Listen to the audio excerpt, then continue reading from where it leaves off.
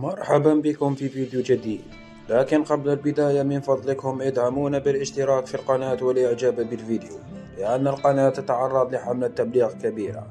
والآن ننتقل إلى الموضوع. بحلول عام 2022 سيكون للجيش الجزائري أسطولا من 60 نوعا مختلفا من الطائرات بدون طيار في السداس الأول من سنة 2023.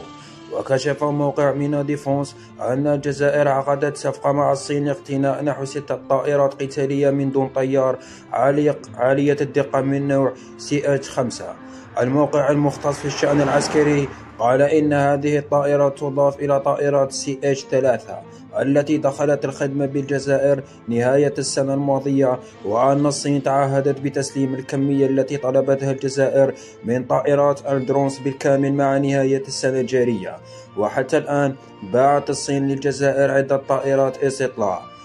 وسيكون للجيش الجزائري أسطولا من 60 نوعا مختلفا من الطائرات، وهو ما يشكل رعبا حقيقيا للغرب.